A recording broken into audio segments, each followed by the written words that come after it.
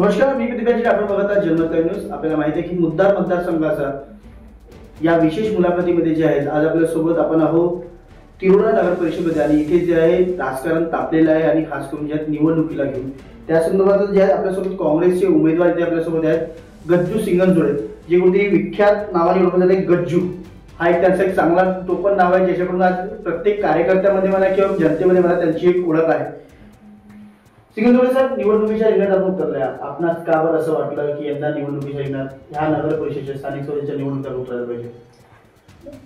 गोष्ट अशी आहे की मी राजकारणी नाही, मी कोणत्याही प्रकारच्या राजकारणी नाही. काँग्रेससोबत जरी जुळलो असलो तरी मी आजपर्यंत निवडणूक लढवलेली नाही.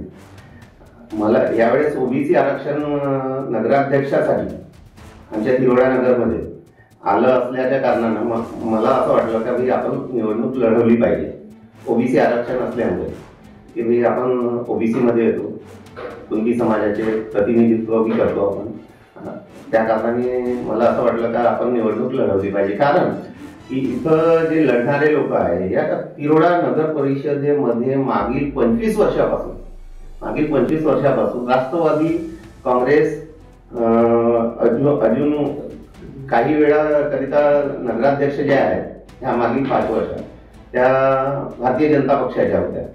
पण मी 25 वर्षापासून सतत पूर्ण तिरोडा नगर परिषदेवर समजा लक्ष ठेवून राहिलो की भाई इथं काही म्हणजे 25 वर्षामध्ये मला काहीही असा बदल दिसलेला नाही. तेच जे जुने जे कामं राहतात, रोड नाली रस्ते, बस त्याच्यावर संपला विषय असा यांच्या हे असल्यामुळे मला असं वाटलं का भाई आपल्याला समाजहिताकरिता, विद्यार्थ्यांकरिता जे नगर परिषदेचे गोरगरीब लोक आहेत त्यांना शिक्षणाची व्यवस्था आहे, ते अजून इलेक्ट्रिक वगैरे जे आहे इलेक्ट्रिकची व्यवस्था, आताही असे क्षेत्र आहे जिथे आताही लाईटची व्यवस्था, आता मी संपूर्ण तिरोडा नगरमध्ये फिरत आहो. जसं आमच्या रेल्वे स्टेशन प्रभाग क्रमांक 1 आहे त्या एरियामध्ये फिरताना माझ्या असं लक्षात आलं का कित्येक कसे लोक आहेत त्यांच्या घरापुढे खांब सुद्धा नाही, ते अंधारात कसे राहतात हे सर्व पाहण्यात आलं. त्याच्यासाठी मला म्हणजे कसं गरीब लोकांच्या बद्दल एक थोडी तळमळ आहे की भाई सामान्य माणसासाठी काहीतरी करण्याची वेगळी धडपड आहे माझी. त्यासाठी मी निवडणूक लढवतात. काय नेमके मुद्दे आहेत तुमच्याकडे? कारण की बघायला गेलं मी आता जसं तिरोडा नगर परिषदेचा सर्वे केला तर इथे जे आहे आजही नाल्यांची असुविधा इथे आहे, आजही बाजाराचा विल्हेवाट बरोबर लावण्यात आलेला आहे. आजही समस्याच्या मुळे जे आहेत तिरोडाची जनता आहे ती कुठेही ग्रस्त दिसून येत आहे. काय नेमके मुद्दे असतील जेणेकरून जे आहेत त्या मुद्द्याला जे आहे तुम्ही कुठे सोडण्याचा प्रयत्न करता? मुद्दे एवढे सारे आहेत की जे लोक जे आहे आणि बाकी गोष्टीकडे लक्षच दिलं नाही. जे लोकांच्या ज्या गरजा आहेत समजून छोटे छोटे मुद्दे, म्हणजे विषय असा आहे की भाई यांनी भ्रष्टाचाराच्या अलावा काही केलेलं आहे नाही. तिरोडा नगर परिषदेमध्ये मी 20-25 वर्षापासून पाहून राहिलो यांना.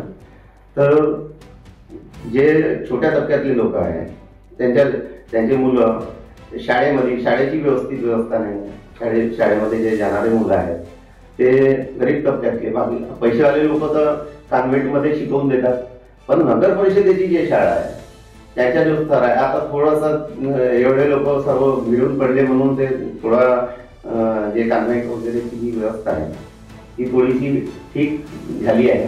पण रोड रस्ते आजही तसेच आहे, दुसरं काही नाही आहे त्याच्यात. गज्जू सिंगनजोडेलाच का बरं महत्व दिलं पाहिजे तिरोडाच्या जनतेने? काय असं विशेष आहे गज्जू सिंगनजोडेमध्ये? मी सामान्य माणसात वावरणारा माणूस आहे, सामान्य लोकांमध्ये बसणारा माणूस आहे. माझ्या विरोधात जे लोक आहेत ते मोठे बलाढ्य लोक आहेत आणि त्यांच्याजवळ एवढा वेळ नाही की ते सामान्य माणसाला वेळ देतील. मी जनसामान्यामध्ये मिसळणारा माणूस आहे म्हणून मला असं वाटते का मला लोक जवळच वाटतात एकदम. त्याच्यासाठी म्हणून मला असं वाटते का मी त्यांच्यासाठी जे करत आहे या करणार आहोत ते निश्चित माझ्यावर भरोसा करून ते माझ्यासोबतच राहतील असा मला विश्वास आहे. तर हे होते आपल्यासोबत कुठेतरी जे आहे गज्जू सिंगनजोडे साहेब, जे कुठेतरी तिरोडा नगर परिषदेतून जे आहेत काँग्रेस पक्षातून ज्या उमेदवारी घेतलेली आणि निवडणुकीच्या रिंगणात उतरले आहेत यांचं म्हणणं आहे की मी तळागाळामध्ये जे आहे जनतेशी जोडलेला व्यक्ती आहो, जेणेकरून येणाऱ्या निवडणुकीमध्ये जे आहे मला भरघोस मतांनी आणि खास करून माझ्या विश्वास ठेवून जी आहे जनता तिरोडा नगर परिषदेची जनता आहे ती निवडून देणार आहे. काय नेमकं तिरोडा नगर परिषदच्या निवडणुकीमध्ये होणार हे बघण्यासाठी आपण जे आहे जनमत नगरला जरूर बघा. तेव्हापर्यंत बघत राहा मुद्दा मतदारसंघाचा.